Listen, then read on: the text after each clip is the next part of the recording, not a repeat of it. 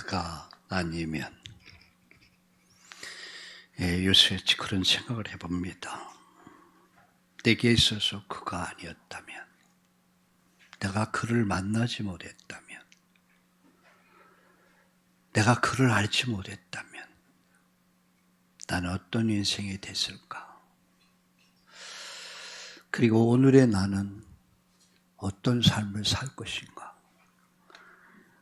정말 캄캄한 거 있죠. 저는 요사이 봄이 돼서 그런지 사람이 많이 죽더라고요. 또 장례식을 참여하고 또 직접 장례를 주관하면서 내가 받은 복이 정말 얼마나 큰 것인가. 너무 감사하고 감격하고 또 천하고 그렇습니다. 인간에게 있어서 최악의 절망이 있다면 여러분 뭐라고 생각하세요? 직장을 잃어버렸습니까? 아니면 사업이 부도가 났습니까? 아니면 죽을 병에 걸렸습니까?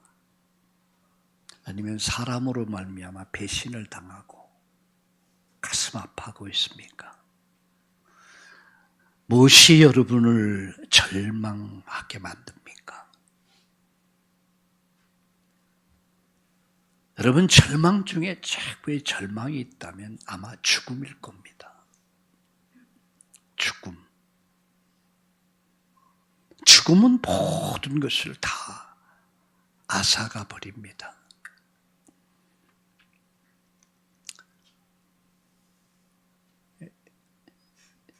저는 목사이기 때문에 장례식을 많이 참여를 하죠. 또 장례 집전을 하고 또 그래서 화장터를 가고 때로는 공동묘지를 가보면 사람 많이 죽었구나. 여러분 공동묘지 가보세요. 다 부도면 병원에 가보세요. 다 아픈 사람들이야. 교회에 와보면 희망의 얼굴들만 보였어요. 뭔가 희망이 보여. 죽음은 인간의 최고의 적입니다. 어쩌면 숙명 같아요. 운명이야. 죽음의 궤도를 계속 돌고 있습니다. 어제 보라리라오의 장례식을 집전하면서 내 마음속에 내가 최선을 다해서 도와줘야겠다. 이런 생각을 했습니다. 왜? 어렵고 힘든 삶을 살았기 때문에. 누가 저보고 그래요.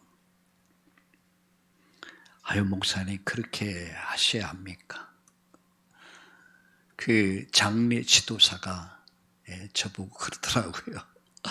목사님 또 아침에 오셨어요. 제가 당연히 해야 할 일을 하는 거죠. 그렇게 얘기를 했습니다. 사람이 어렵고 힘들 때, 가장 어렵고 힘들 때 함께 해주는 거. 그저 옆에만 있어만 줘도 따뜻한 말 한마디가 엄청난 위로가 되고 힘이 되는 겁니다. 여러분 기쁜 일에는 그렇게 많이 안 해도 괜찮아요. 근데 가장 어려울 때, 가장 힘들 때, 가장 외로울 때, 가장 슬플 때, 그때 옆에만 있어줘도 따뜻한 말 한마디가 마음을 녹여주죠. 51세의 인생을 산 한 젊음의 인생을 가야 되는 그 마음이 얼마나 아팠겠습니까? 또 보내야 되는 남편을 보내야 되는 부인으로서 얼마나 절망스러웠겠습니까? 아프고 또 자녀들은 아빠를 보내야 돼요. 그래요. 우리 송정미 집사님 큰아들이 아버지 간 이식을 띄어서 아버지에게 줬잖아요. 근데 그 아들이 복싱을 아주 좋아한대요. 복싱을. 근데 간 이식을 할 경우에는 복싱을 할 수 없다라고까지 이야기를 듣고 고민하면서 간 이식을 했어요. 5남매 가운데 제일 큰 아들이거든요. 아버지의 간 이식 수술을 함에도 불구하고 점점 수치가 떨어지고 이제 운명을 하게 되고 세상을 떠나게 됐을 때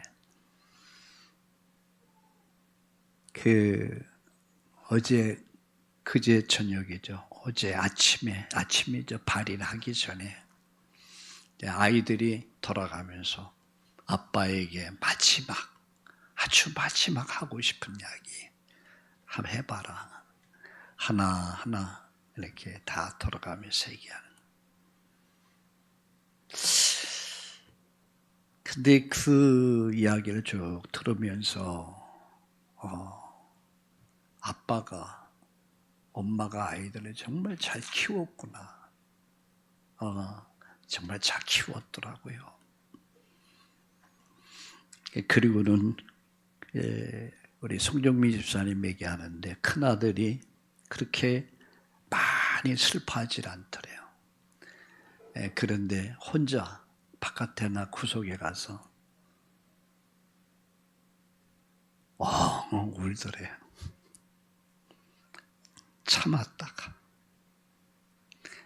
장손이니까 제일 큰 아이니까 그 울음을 다 참고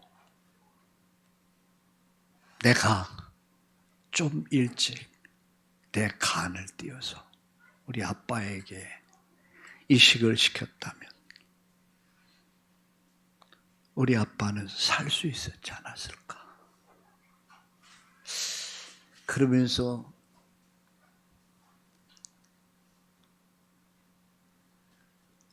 우는 그 아들을 향해서 너는 할 일을 다 한 거야.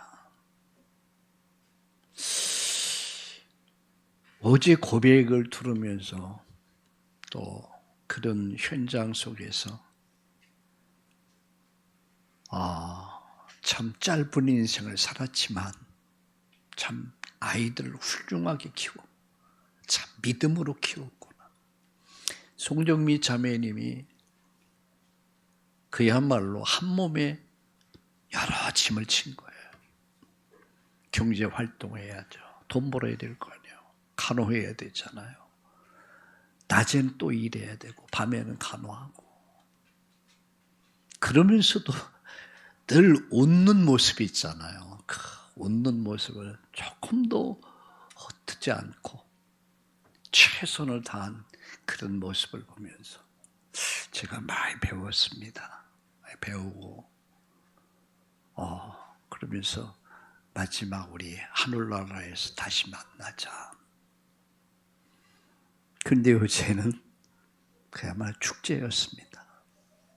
전도 축제였어요. 마치 아들, 딸들이 학교에서 아주 그 인기가 대단하다. 선생님들이 아주 인정을 받고, 그래서 그 선생님들, 아이들, 집사님이 그래요. 목사님, 선생님들이 모금을 해갖고 500만 원을 가져왔더래요. 이게 굉장히 학교에서조차도 인정을 받는 그런 자녀들이더라고요. 저는 거기서 뭘 봤냐면은 비록 박제 결혼을 한 가정이었지만 가장 상처가 많고 어려움이 있을 수 있거든요. 그런데 제가 보니까 어머니가 우리 송정미 집사님이 참 확실한 신앙이 있었어요. 그런 늘 말했습니다. 죽어도 산다. 죽어도 산다. 그야말로 부활신앙이었습니다. 그래서 저는 말했습니다. 어제 마지막 장례식장에서 마지막 송별 예배를 드리면서 다시 만난다. 다시 만난다. 우리 다시 만날 때까지 항상 함께 계셔. 찬양을 부르면서 거기에 있는 아이들, 친구들이 다 와서 함께 해주고 거기에서 저는 확실하게 복음 전했어요. 이렇게 우리도 간다. 우리의 시간도 이렇게 올 거다. 우리도 미래를 준비해야 된다. 그 길은 오직 한 길, 예수다. 예수님만이 부활이요 생명이다. 나를 믿는 자는 죽어도 살겠고 살아서 나를 믿는 자는 영원히 죽지 않는다. 다 영접하고 그래서 장례식이었지만 장례 전도 캠프가 됐습니다. 또 여러분들이 함께해 주셨고 기도해 주셨고 그래서 참 감사했어요. 그뿐만 아니라 우리 성도들은 우리의 지체들입니다. 내 몸이에요. 발이 아프면 손이 아플까? 그거 희한하더라고요. 발만 아프면 되는데 내 손이 아파. 머리가 아픈데 내 몸이 아파. 왜일까요? 그 지체기 때문이래요. 한 몸이란 말이에요. 저희 아내가 힘들어하면 제가 아프더라고요. 그래서 이전엔 잘 몰랐어요. 김성월이가 쓴 시에 보면 이전엔 미처 몰랐어요. 저 다리 그렇게 밝을 줄이야. 아파요, 마음이.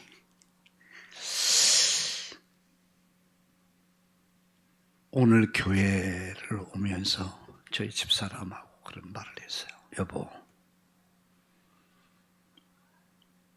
우리 성도들이 힘들고 아파하면 왜 내 마음이 아프지? 왜 내 마음이 아프지? 내가 목사인가 봐. 그런 말을 하면서 왔습니다. 우린 가족입니다. 하늘나라 가족이야. 천국 가족이야. 그래서 힘들고 어려울 때, 외로울 때, 고독할 때, 아플 때 우리가 함께 하는 거예요. 방금 말씀드렸지만 힘들고 어려울 때 그저 그 자리에 함께만 해줘도 따뜻한 말 한마디가 힘이 되고 위로가 되는 거예요. 그것이 가족이에요. 맞습니까? 그게 가족이란 말이에요. 그게 천국 가족이에요. 교회는 하늘나라의 가족입니다. 오늘 부활주일 날입니다. 죽음은 인간의 모든 행복을 다 뺏어가 버렸어요. 저는 이번 장례 지도사를 보니까 여자분이 있더라고요. 그리고 화장장에 가서 보니까 저는 화장장을 일부러 한 2 바퀴 하나하나 살피면서 돌아봤어요. 그런데 거기서 일하는 분들이 여자들 많아요. 마지막 유고를 이렇게 해서 저기 하는 분들 여자 아가씨더라고요. 야, 힘들겠다. 저 마음이 어떨까? 과연 인생의 답을 갖고 있을까? 그런 생각을 해봤어요. 죽음은 인간에게서 최악이라면, 최악의 절망이라면 죽은 자가 다시 살아날 수 있다. 죽은 자가 다시 산다. 이거는요, 최고의 빅뉴스예요. 최고의 기쁜 소식이야. 오늘 성경은 이렇게 말씀합니다. 그가 말씀하신 대로, 그가 말씀하신 대로, 그가 말씀하신 대로 다시 살아나셨느니라. 할렐루야! 이 말씀이 뭔지 아십니까? 내가 살게 됐다는 얘기예요. 그가 다시 사셨다는 말씀은 우리가 다시 산다는 얘기예요. 이거는요, 가슴이 터질 만큼의 기쁜 소식이에요. 그렇잖아요.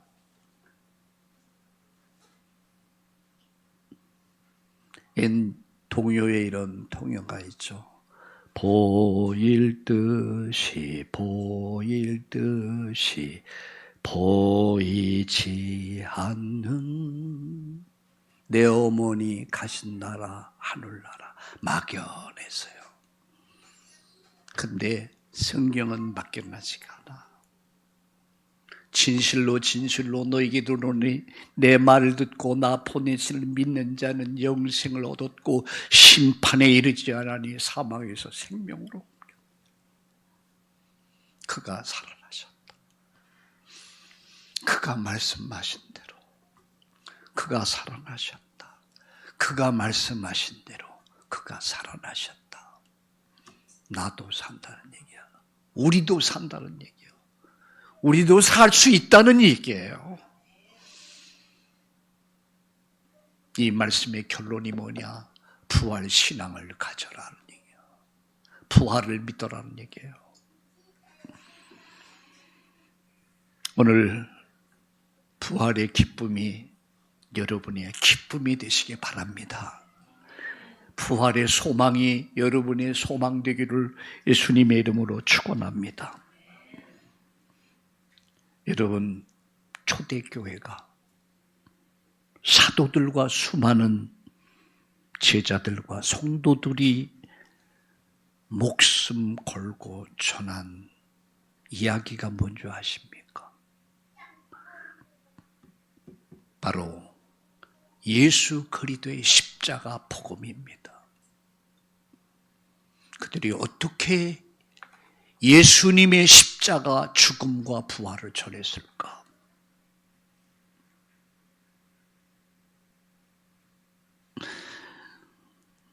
여러분,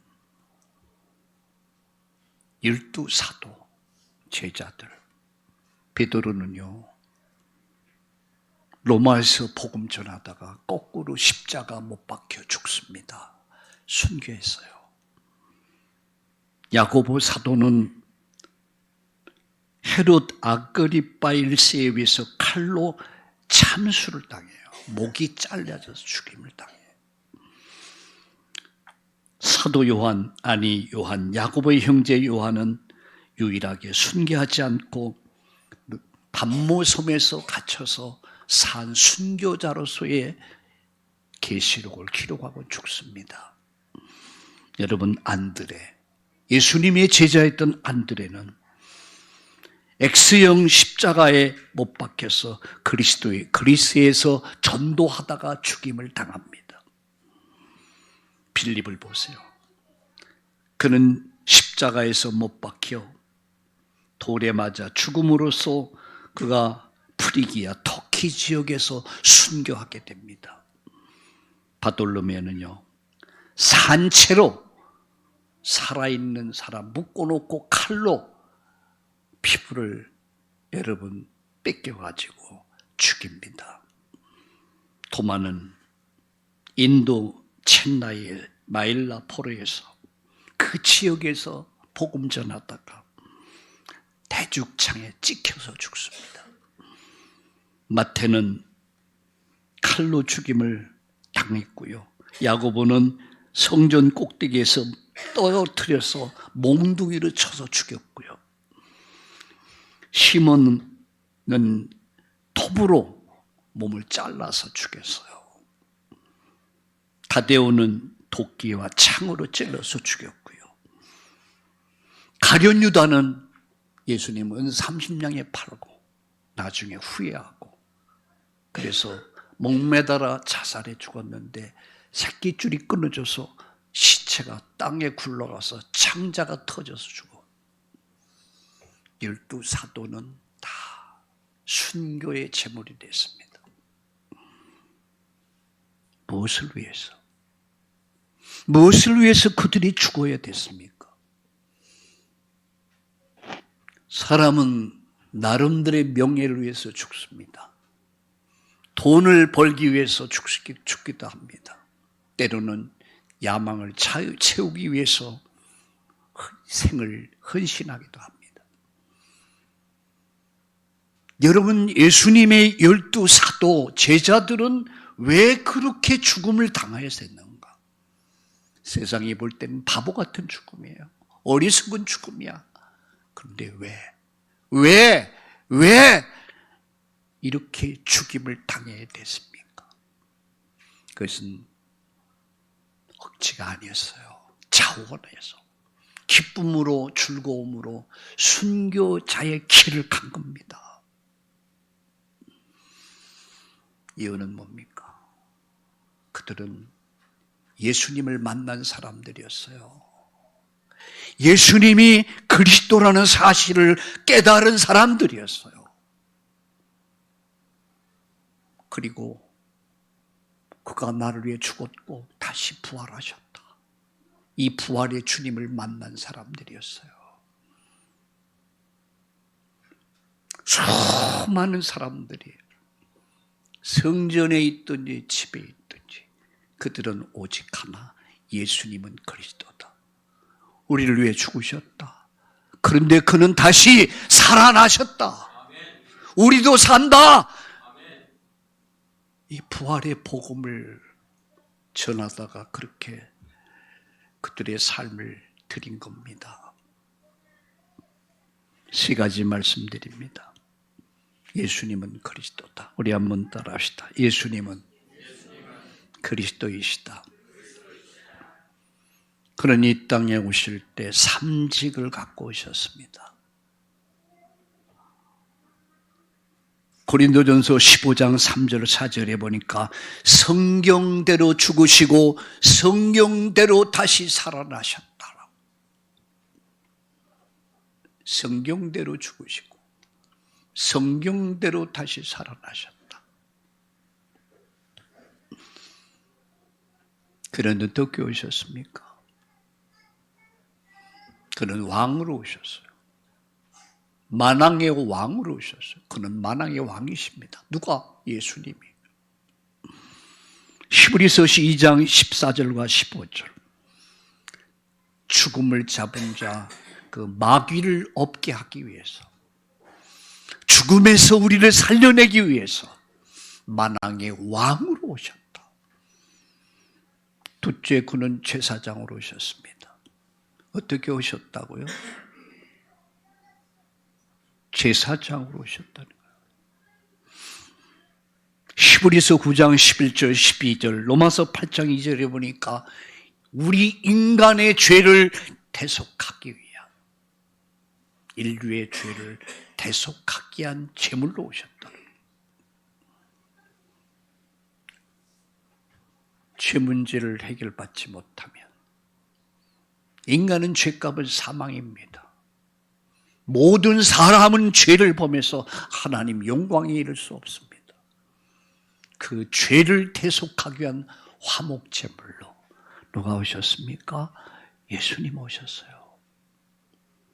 그는 우리의 제사장이셔. 세 번째, 그는 선지자로 오신 것입니다. 히브리서 10장 19절 20절 휘장 가운데 열어놓으시는 새로운 산길, 하나님 만나는 길, 영생에 이르는 길, 천국 가는 길, 그 길을 열기 위해서 오신 거예요. 누가요? 예수가 메시아로, 그리스도로. 따라합시다. 왕으로 오셨고, 제사장으로 오셨고, 선지자로 오셨다. 그래서 그분이 우리를 구원하신 거예요. 누가? 예수가. 그분이 우리의 죄를 대속하신 거예요. 그분이 우리의 길을, 생명의 길을, 영생의 길을, 하늘 가는 길을 여신 겁니다. 누가? 예수가. 그래서 그는 삼직을 가지신 분이에요. 두 번째입니다. 그분이 우리를 위해서 죽으신 겁니다. 그게 십자가입니다.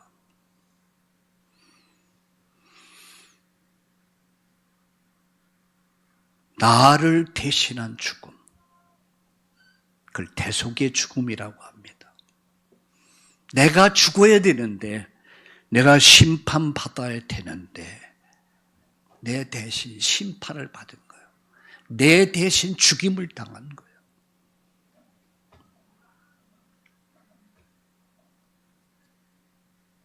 그러더라고요.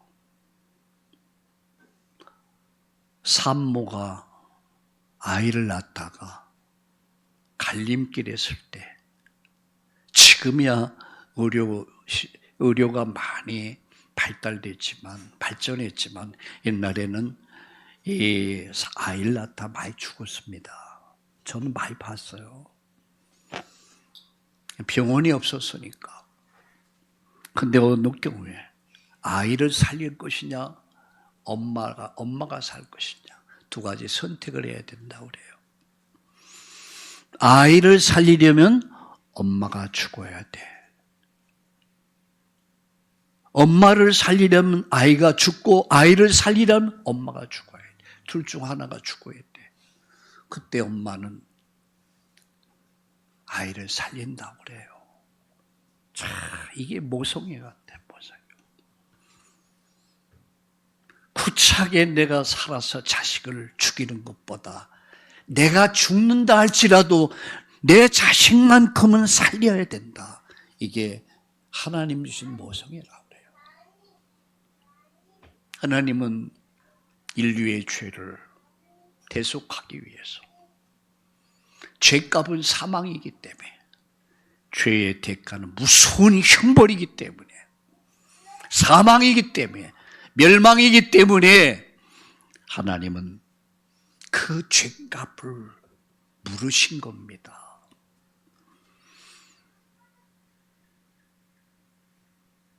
하나님의 공의가 뭡니까? 하나님 심판의 하나님이야. 하나님은 죄를 간구하지 않아요. 하나님은 죄를 반드시 묻습니다. 죄값을 치르게 만듭니다. 그걸 공의의 하나님이라고 해요. 동시에 하나님은 사랑의 하나님이에요. 너무 사랑해. 인간을 그렇게 참혹하게 멸망시킬 수가 없는 거야. 이게 하나님의 고민입니다. 인간을 사랑하자니 인간은 심판을 해야 되고, 심판을 하자니 사랑해야 되고, 이게 하나님의 고민이 어디서 완성됐냐면 십자가입니다. 유월절이 되면, 아니 대속죄일이 되면 양 2마리를 잡아요. 이스라엘을 대표해서 양 1마리를 잡아서 그 양 1마리의 머리에 손을 얹고 기도합니다. 이스라엘의 죄를 여기다 몽땅 뒤집어 씌우는 거예요. 대제사장이 기도합니다. 그리고 칼을 꽂아 피를 흘려, 붉은 피를 푹 쏟아. 그리고 각을 뜹니다. 그리고 태웁니다. 그리고 피를 뿌립니다. 제단에다가. 이스라엘의 죄를 대신하는 거야. 양 한 마리는 안수기도에서 멀리 버립니다. 그러면 그 양은 이스라엘의 죄를 지고 버림을 받는 거야. 그래서 음매 부르다가 그렇게 광야에서 늑대밥이 되든 가시덩굴에 얽혀서 죽든 죽어가야 돼. 근데 그게 예수님이라는 사실 아십니까? 그는 실로 우리의 질고를 지고 우리의 슬픔을 당하였거든. 우리는 생각하기를 그가 잘못해서 징계를 받는다 생각해요. 아닙니다. 내 죄 때문이었어요. 인간의 죄, 창세기 3장 이후에 저질러졌던 원죄, 자범죄, 이 유전죄로 인해서 병들어버린 인생, 반드시 심판해야 돼요. 심판이 머물러 있어요. 그러나 동시에 하나님은 사랑이야. 사랑하자니 공의가 울고, 공의를 선택하자니 사랑이 울고. 여러분, 이 문제가 어디서 실현된 줄 아십니까? 바로 십자가입니다. 그 십자가에 아들 예수를 못 박아 죽인 거예요. 우리의 죄를 그 십자가에 못 박아서 내 죄를 몽땅 뒤집어 씌워버린 거예요. 그래서 저와 여러분의 죄가 거기서 처리된 거예요. 그래서 예수님이 버림받은 거예요. 영문 밖에서 갈보리에서 우리의 죄를 대속해서 하나님의 공의와 사랑이. 그래서 마지막 운명하실 때 오른손 왼손 예수님 손잡고 내 손잡고 엘리엘의 라바 사박단이라고 외쳤던 그 외침이 바로 이 공의와 사랑이었단 말이에요. 공의를 실현했고 사랑을 실현했던 십자가, 구약의 율법을 완성했던 십자가, 인간의 근본 문제를 해결한 사건이 십자가 사건입니다. 거기서 인류의 죄가 처리된 거야. 거기서 여러분 사단의 권세, 죽음의 권세가 깨졌고 인간이 다시 살 수 있는, 하나님 만날 수 있는, 천국 갈 수 있는, 영생 얻을 수 있는 길이 열린 거예요. 인간의 근본 문제가 해결된 사건. 내가 다 이루었다. 십자가입니다. 찬송가 이런 찬송이죠. 웬 말인가 날 위하여 주 돌아가셨나. 이 벌레만도 못한 날, 이 벌레만도 못한 날 피 흘리셨네. 나우로도 눈물로 갚을 게 없어. 이 찬송시를 쓴 사람이 눈물로 그 찬송시를 쓴 거예요. 웬 말인가 날 위하여 주 돌아가셨네. 이 벌레만도 못한 날 위하여. 거기서 하나님 사랑이 실현된 거예요. 그게 십자가 사랑이야. 거기서 하나님의 공의가 실현된 거예요. 그게 십자가입니다. 그 십자가는 나를 위한 것이었어요. 그래서 그 십자가 바라볼 때 가슴이 뜨거워지는 거예요. 그 십자가 바라볼 때 여러분 우리 인생이 새로워지는 겁니다. 그래서 십자가는 하나님의 지혜요, 하나님의 능력이요, 하나님이 인류를 구원하는 상징이 된 거예요. 믿으시기를 예수님의 이름으로 축원합니다. 마지막 그 증거로 예수님은 부활하셨습니다. 예수님이 그리스도라는 증거가 뭐죠? 부활입니다. 4월 초파일이 무슨 날입니까? 무슨 말이죠? 예수님 오신 날입니까? 뭐 부처가 온 날이라. 그래서 뭐 부처 탄신이야. 요새 보니까 빨간 등을 많이 달아놔서 빨간 등을 달아. 불교에서 여러 행사를 합니다. 뭐 참불가도 부르고 뭐 기독교에서는 뭐 주일학교도 하고 뭐 별거 다 해요.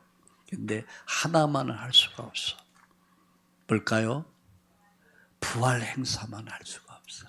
왜? 부활절이 없기 때문에. 다시 사는 일이 없기 때문에. 여러분, 부활 사건은 예수님이 그리스도라는 사실을 확증한 거예요.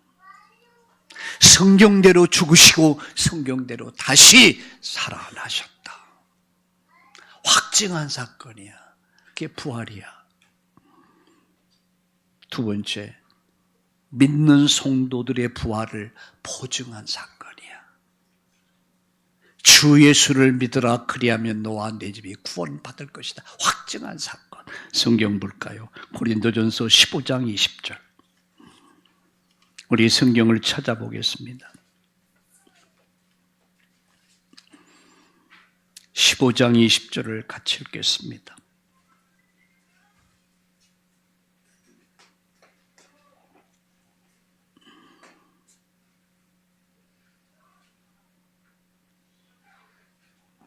같이 읽겠습니다. 그러나 이제 그리스도께서 죽은 자 가운데서 다시 살아나사 잠자는 자들의 첫 열매가 되셨도다. 사망이 한 사람으로 말미암아 죽은 자와 부활도 한 사람으로 말미암는다. 아담 안에서 모든 사람이 죽은 것 같이 그리스도 안에서 모든 사람의 삶을 얻으리라.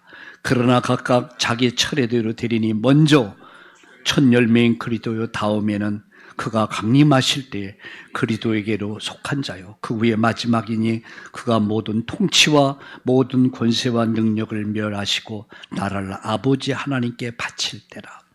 첫 열매 예수, 다음의 열매, 그 다음의 열매, 그 다음의 열매, 모두가 부활하게 될 것이다. 모두가 부활하게 될 것이다. 성도의 부활을 보증한 사건. 성경 말씀 한 절 더 보겠습니다. 데살로니가 전서를 보겠습니다. 여러분 성경을 찾아보시기 바랍니다.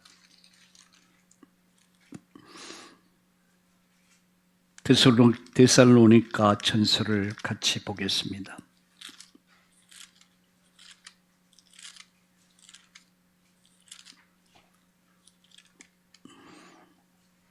16절을 볼까요?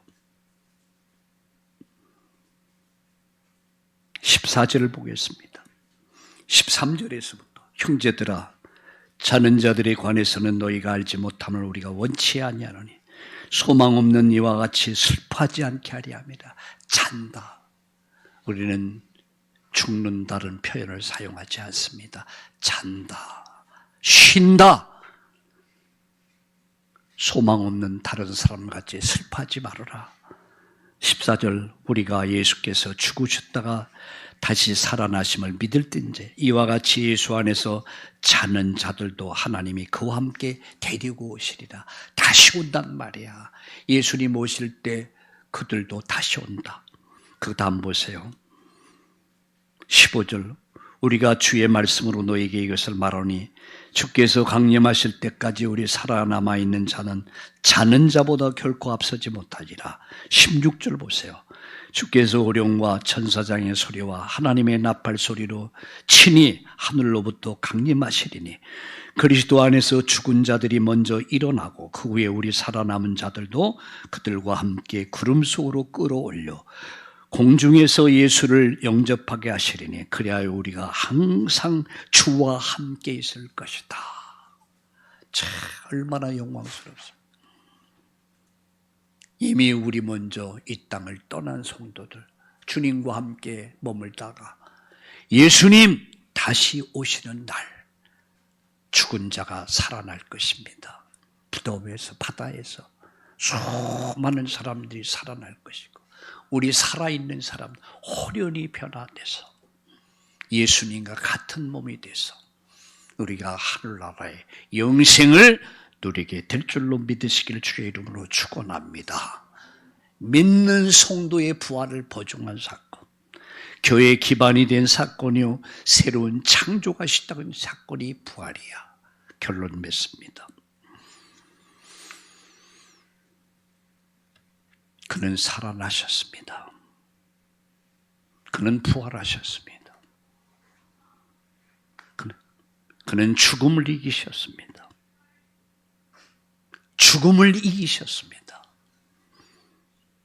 우리는 죽어도 다시 삽니다. 죽어서도 산 자를 이깁니다.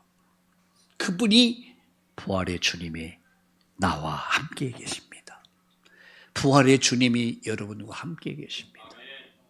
오늘 본문이 이렇게 말씀합니다.